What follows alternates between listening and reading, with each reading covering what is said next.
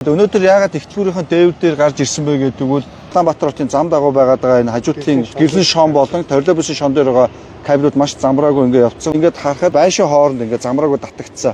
Улаанбаатар хотын төвийн дүүргүүдээр ийм кабелийн асуудлууд бол нэг эмгцэгцлэхгүй бол асуудлууд үүсээд байгаа. Хойдлын өндөр байшингаас доошоо ингээд өөр татцсан. Технологийн бус татснаасаа болоод кабель амархан тасарна, эвдэрнэ. Савгаа инженер энэ ер нь ямар кабелүүд хэдэн оноос хойш ингээд татагдчихв, ямар асуудал үүсээд байна. Та энэ дээр нэг мэдээлэл өгөөч. Би одоо ажилд ороод нэг 10 жил орчим болж байна л доо. Гэхдээ бол намайг ороход л ийм хэмжээнд байсан. Анх зөвхөн цахилгаан холбоо компани гэж байсан шүү дээ. Тэр үед бол харьцангуй гайгүй байсан байх гэсэн төсөөлөл байдаг. Сүүлийн үед нэг оператор компаниудын тоо хэмжээ бас олширж байна. Ганцхан Mobicom юм уу 92 татагдаад явал хоёрхан кабель нэг байшин дээр явж цэгцтэй байхад бас амар.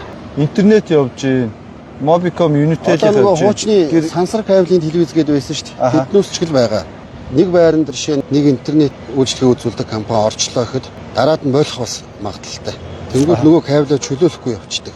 Цахилгааны кабель бол байдаг уу? Цахилгааны кабель бас байдаг. Манай кабель болохоор зөвхөн үндсэн сувгчлаараа хан руу гараад одоо энэ 40 мянгатын байшингууд дандаа ханаар гарсан оролттой байдаг байхгүй юу? Торилобсын шон дээр авч үзэхэд камеруудыг гэрэлтүүлэг хамгийн их явж байгаа кабелүүд бол интернетийн сүлжээ.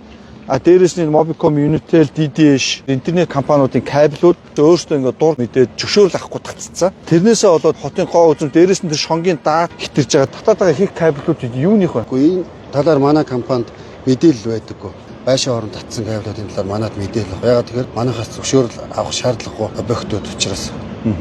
Манай үндсэн сувгчлаар татж байгаа тохиолдолд заавал техникийн нөхцөл аваад тэгээд акт бичгээр дээр баталгаажуулаад манайд хүлээл гэж өгөө явдаг тийм байт. Олон тусдаа кабель ингээд татснаасаа өнгө үзэмж, хоёрдугаар кабелийн насжилт богинсон. Дахиж юм хийх боломжгүй эрсдлүүд үүсэж байгаа маш олон талын. Журам гараад цэгцлээд ядаж хоёр байшингийн хооронд зориултын анкер тулгуур цэгээс төмөр дачи тэрүүгээрээ ингээд багцалж цэгцтэй ингэж явуулвал өнгө гоо үзэмж дээрээс нь кабелийн насжилт уур тийм ээ тэр зөвшөөрөл замбраатай ингэж хийх хэрэгтэй.